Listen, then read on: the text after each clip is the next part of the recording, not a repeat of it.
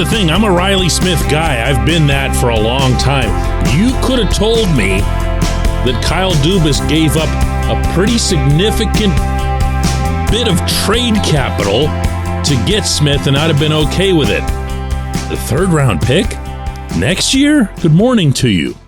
Good Thursday morning. I would imagine a very good Thursday morning for those of you who follow the local hockey team. This is Daily Shot of Penguins. It comes your way bright and early every weekday if you're into football and or baseball. I also offer daily shots of Steelers and Pirates. I'll be getting into the NHL draft and the Penguins' selection of Braden Yeager at the number 14 overall position in the second segment. For the first one, and this is not a tough call, Dubas gets himself an instant A+ in his first acquisition as the Penguins' de facto GM. To be in touch with the Golden Knights for a sustained period, as he told reporters last night in Nashville that he'd been, that shows organization, that shows planning, that shows foresight. That shows that not only was he looking at whatever the existing market might be or what's available in free agency, like all the rest of us would, he was in touch with other people in the industry. He was in touch with the front office in Vegas. And while you don't get points for that, it's still infinitely more than what went into, and you knew this was coming up today. Ron Hextall getting Mikael Granlund from the Predators, I'm going to say it again, for a second rounder, while also adding an unimaginable amount of cap space for him, close to $12 million in total. But as long as I'm there, the NHL's first round last night, by every account, had a lot of players who'd been expected by outside experts to be taken in the first round fall out, which means that the second round of the draft that begins today at noon Eastern time would have a real live player available to the Penguins if, they still had that pick. But I digress to more pleasant things. Smith is a very good hockey player who is still capable of very good hockey at age 32. This past season for Vegas had 26 goals, 30 assists, plus 11 rating, suited up for 78 games.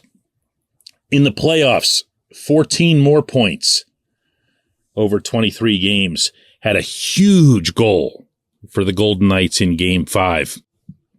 And you remember all those times during the Golden Knights run when I would mention on this show how they did a lot of Mike Sullivan type things and how much he would enjoy watching a team like that? Well, it won't surprise you that Sully himself sounded, like this after Smith was acquired yesterday. Well, we're really excited to add Reilly to our roster. I think he brings so much with the versatility of his game. One of the strengths of his game is his hockey IQ on both sides of the puck. He's a conscientious player defensively. He has an offensive element to his game. Obviously, he scored 26 goals last year. His body work in the league suggests that he can score goals. And so I think his versatility, he can play either wing. He kills penalties. He's on power play. I think that the fact that he's been used in all situations, I think is suggestive of his hockey IQ.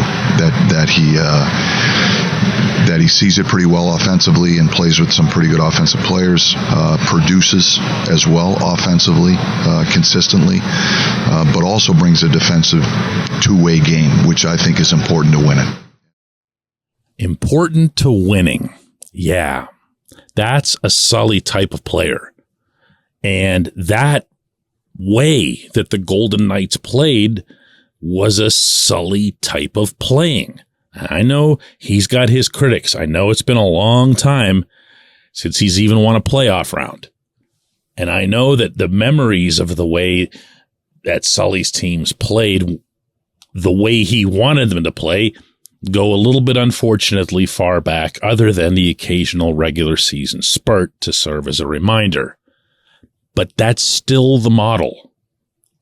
It's still about having someone who can get the job done at both ends of the rink. For whatever it's worth, when Sully was asked yesterday in Nashville where Smith might fit in the Penguins lineup, the only thing he threw out there without even coming close to making a promise in this regard was if he were to play next to Gino, then ... Now, again, you're not making some sort of commitments like that months early. There's a lot of different variables that come into play between now and then, but his point was that he could play with Gino. Gino loves to attack off the rush, and Smith is really good off the rush.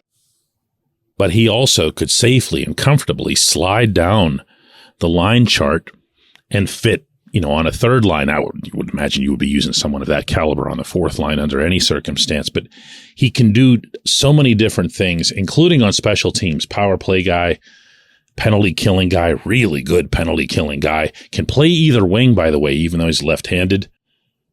And you don't generally see a whole lot of lefties who aren't Europeans working on the right side. He can do that. Now, I'm not going to lie, the one negative to this that I thought of almost instantly was, what happens to Jason Zucker. No, I don't want to lose Zucker. Sullivan said he doesn't want to lose Zucker. Dubas said later on that he doesn't want to lose Zucker.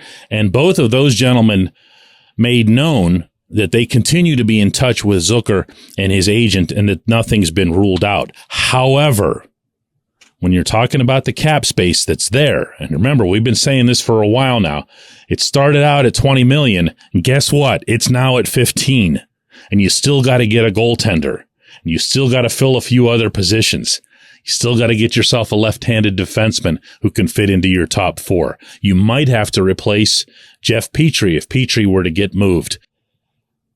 I could go on, but the idea here, very clearly, at least the goal, I should say, for Dubas, Sullivan, and the Penguins is to try to get Zucker back. If they don't, and if Smith ends up being Zucker's replacement as a top six winger, I'm actually okay with that. From the simple standpoint that I believe that Zucker is going to end up getting a lot of years on his contract. It's not a great free agent crop. He's coming off one of the better seasons, if not the best season from a complete standpoint of his career. I think you're going to see him get 4 or 5 years. And I'm sorry, but I look at the Penguins and the number of guys they have signed to contracts of that length who are on the wrong side of 30, and I don't want to add yet another one. But hey, they say they're talking. We'll see if they can work something out. This acquisition, in and of itself, A+ start. When we come back, J1Q.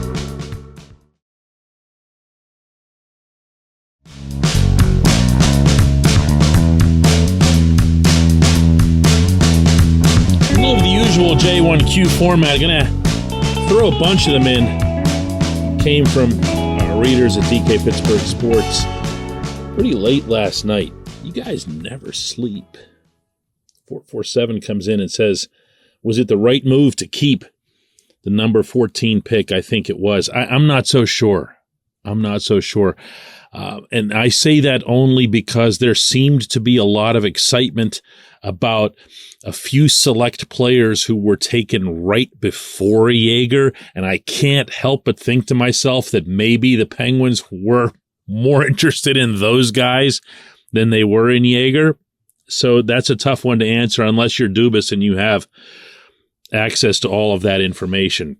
Dave from Ohio says, DK, what does the selection of Yeager tell you about Dubas' strategy for making the Penguins a competitive playoff team? What's the headline? Well, the headline answer to that question, Dave, is plain and simple, nothing.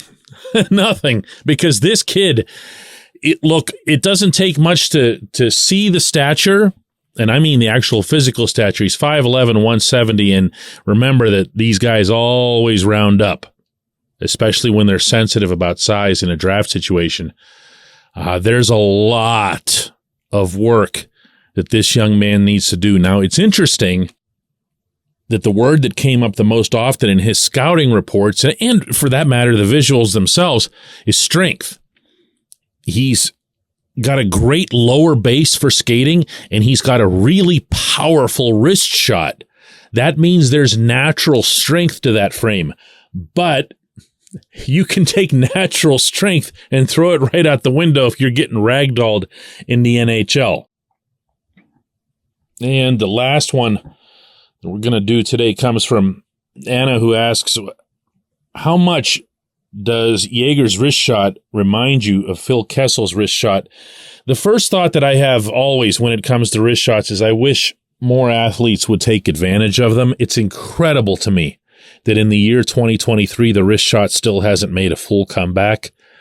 In the 80s, and to an extent in the 90s, but really the 90s is what kind of killed the wrist shot because the goaltender's equipment became so big that you just got discouraged from shooting from any kind of distance. So the Peter Nedved types, for example, if you want to go back to somebody in Penguins history who had a spectacular wrist shot, could pump it in almost routinely from 40, 50 feet.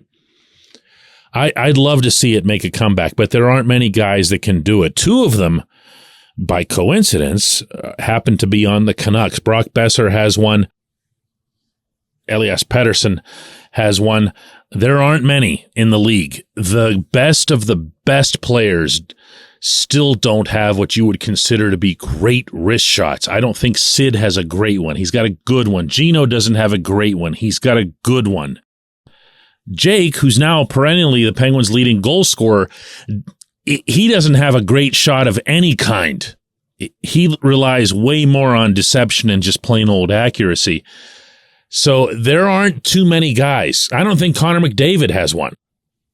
And I want to say that the last, truly great wrist shot in the NHL, other than Phil's, I'm purposely working around Phil since you already brought him up, was probably that of Ilya Kovalchuk, and I'm talking about the Atlanta version of Ilya. Whenever he was he just did inhuman things with the puck, in large part with his release. Oh, by the way, you know who else has one that I ought to mention, even though he's not anywhere near top tier in the National Hockey League, is Daniel Sprong. Unbelievable release to that shot, including the wrister, maybe especially the wrister for him. Really, really good stuff here, guys. Obviously, we've got a long time to talk about not only Jaeger, but the entire draft class, which, again, will be completed today with rounds 2 through 7 in Nashville. I appreciate the questions. I appreciate everybody listening to Daily Shot of Penguins. We're going to do another one of these tomorrow.